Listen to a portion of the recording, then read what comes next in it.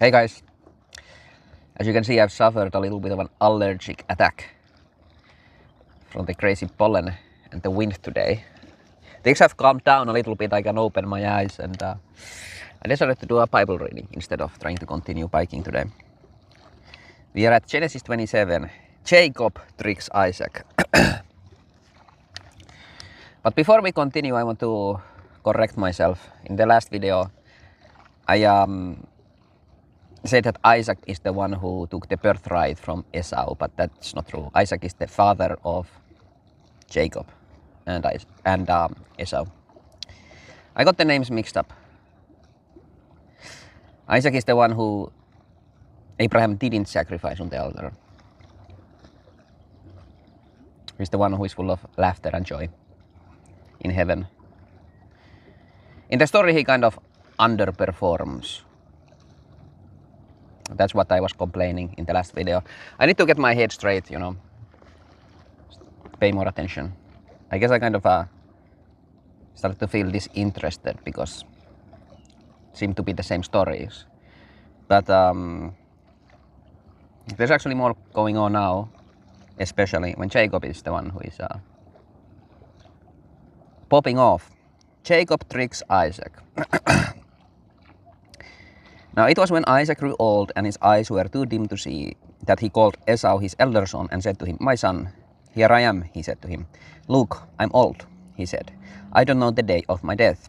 So now please take your weapons, your quiver and your bow and go out to the field and hunt me some game. Then prepare me a delicious meal that I love and bring it to me that I may eat so that my soul may bless you before I die." So Isaac wants to bless his favorite son. And that's problematic because God does not have favorites, and we shouldn't either. And this is gonna cause some drama. Now Rebekah was listening when Isaac was speaking to Esau, his son. So while Esau went to the field to hunt game to bring in, Rebekah said to Jacob, her son, "Look, I heard your father speaking to your brother Esau, saying, 'Bring me some game and prepare me a delicious meal that I may eat and bless you in Adonai's presence before my death. So now, my son, listen to my voice, to what I am commanding you. Go now to the flock and bring me 2 good young goats from there, so that I may prepare them as a delicious meal for your father that he'll love. Then you'll bring it to your father to eat, so that he may bless you before his death.'" So they're gonna yoink the blessing. Esau already traded his birthright like it was nothing. So this kind of makes sense. Why should you get the blessing? This is just, you know, favoritism from the father Isaac.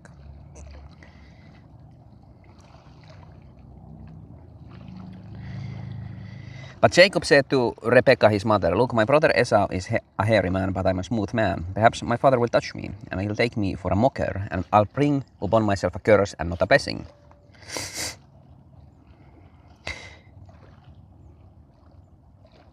Little does Jacob here know that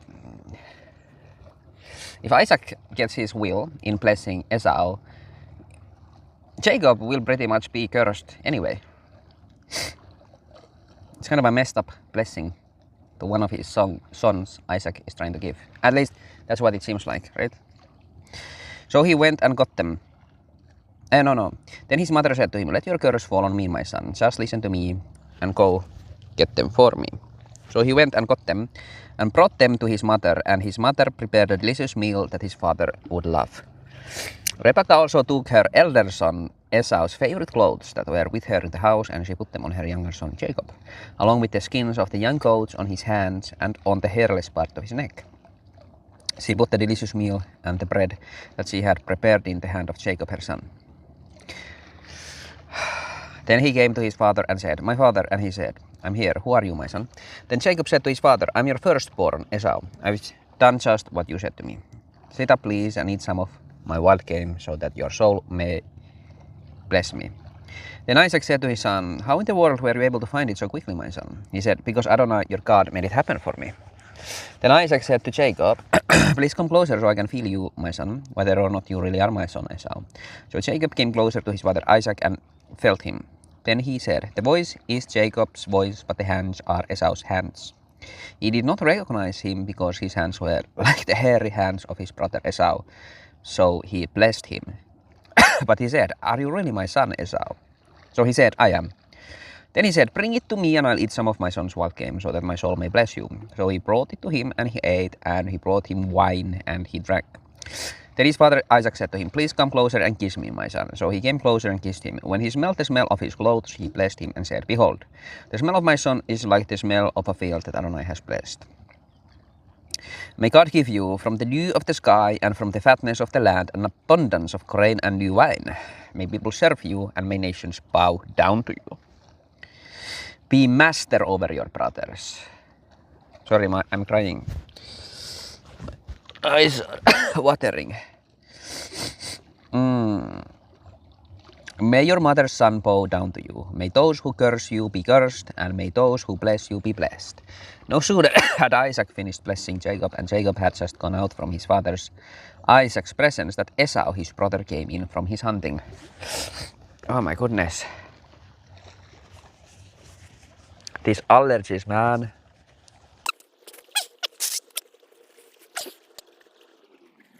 Then he also prepared a delicious meal and brought it to his father. And he said to his father, let my father get up and eat of his son's wild game, that your soul may bless me. His father Isaac said, who are you? And he said, I am your son, your firstborn Esau. Then Isaac trembled with intense trembling and said, who was it then that hunted the wild game and brought it to me? I ate it all just before you came, and I blessed him, and yes, he will be blessed. When Esau heard his father's words, he shouted with an intensely bitter groan. Then he said to his father, bless me too, my father. Then he said, your brother came deceitfully and took your blessing. He said, is this why he was named Jacob, since he tricked me twice already? My birthright he's taken, look, now he's taken my blessing. Then he said, haven't you saved a blessing for me? Isaac answered and said to Esau, behold, I've made him master over you, and all your brothers I've given to him as servants. I've provided him with grain and new wine. What then can I do for you, my son? See, this is why I think this is kind of messed up. Isaac was giving this blessing to this wild man. That's why I think this story is about the woman who is fighting against the descendants of the devil, of Satan, right? Something that's sinful. In this story, Isaac is doing this favoritism to one of his children. That is from the devil. That's not in God, because God has no partiality like this. Like Isaac is on his deathbed, you know, crippled, blind, and he's about to start a war between these two brothers, just because he cares more about one over the other. That's from the devil, right? And Rebecca, the woman, fights against the descendants of this, you know, the devil. This is like his works being revealed here. Rebecca is the one who foiled the plan of the enemy, right? That's how it makes sense to me. With Jacob.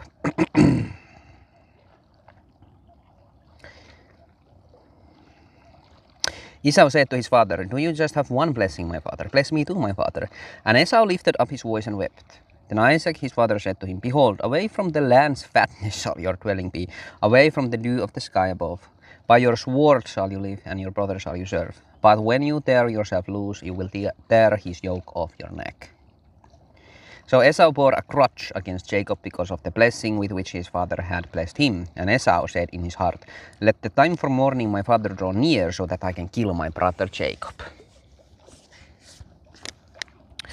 Now to Rebekah was reported the words of Esau, her elder son. So she sent and called for Jacob, her younger son, and said to him, look, your brother Esau is consoling himself about you with the thought of killing you. So now, my son, listen to my voice. Get up, flee to Laban, my brother, in Haran.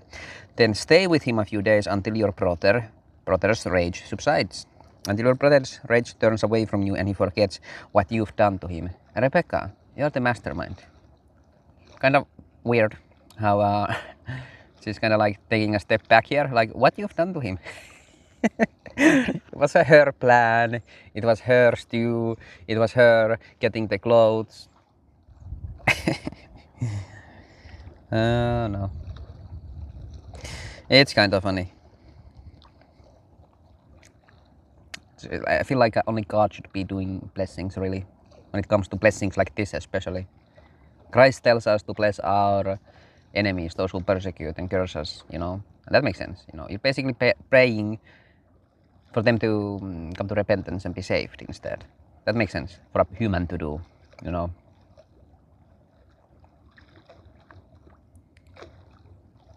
Right?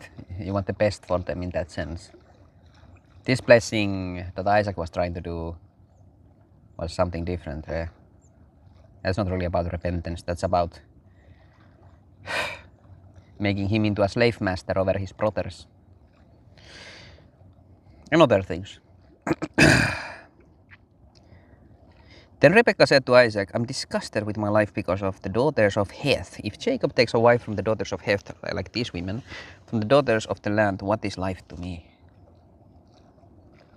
I need to look up why she said this. I'm not sure. Did Esau marry one of the daughters of Heth or something?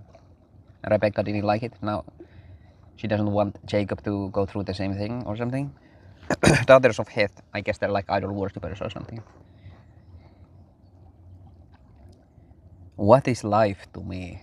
Wow, that's one way to be serious about something. But they foiled the plan of Isaac, which was kind of messed up to begin with, you know. Just go to sleep, man.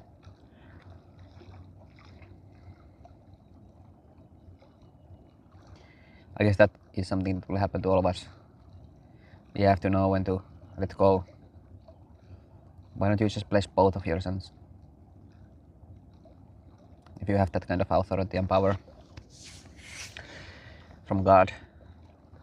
Anyways, we got through it. Genesis 27. Sorry about my allergies. Hopefully tomorrow they'll be gone. Peace.